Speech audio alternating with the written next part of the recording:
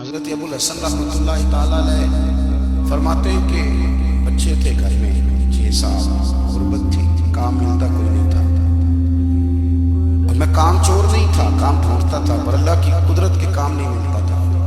فرماتے ہیں کہ میں نے ایک دن اپنی اہلیہ سے کہا کہ آج میں پھر جاتا ہوں کام ڈھونڈنے، تو میری بیوی بڑی فرما بردار تھی، پر اس دن نہ غربت کے ہاتھوں تانگ آ کے کہنے لگی آج نہ کچھ لے کے آئے تو میں بچے لے کے چلی جاؤں گا۔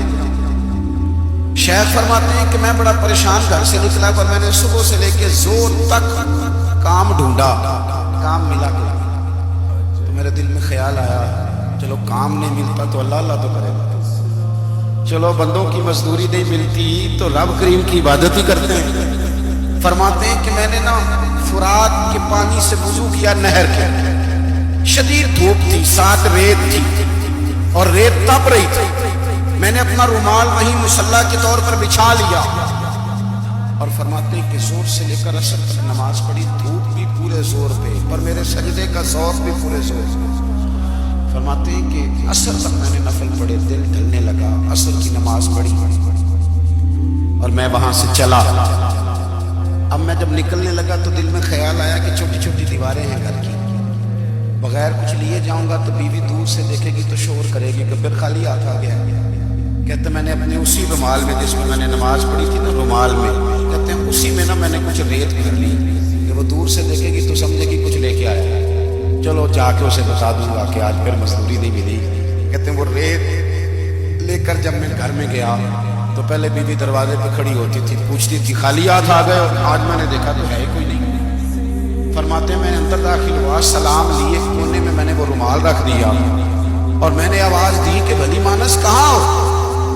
تو وہ کہنے لگی آپ منہ ہاتھ دھو لیں، میں روٹی لے کے آئی۔ میں نے کہا روٹی کہاں سے آ گئی، یہاں تو کئی دنوں کے فاقے۔ فرماتے ہیں کہ وہ روٹی لے کے آئی اور اس وقت کی جو موجودہ نعمتیں تھیں، سمجھ لیں سلاد، اچار، ہر چیز ساتھ لائی۔ میں نے کہا کہ بچے کہاں گئے؟ کہنے لگی وہ کھانا کھا کے کھیلنے گئے، آپ کھانا کھا لیں آ جاتے۔ کھانا اس نے چن دیا۔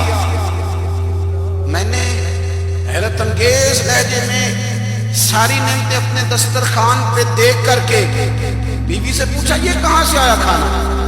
بچوں کو تو نے کہاں سے کھانا کھلایا؟ یہ سارا کچھ کیسا ہے؟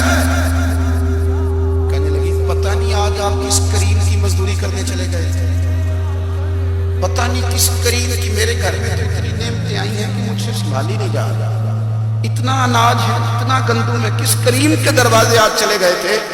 یہ کہتے کہتے وہ اٹھی اور اٹھ کر کے کہنے لگی پہلے بڑا کچھ آیا تھا، اب کیا لے آئے؟ اور جا کر کے نا اس نے وہ ریت والا رومال کھولا، کہنے لگے میں تو لے کے آیا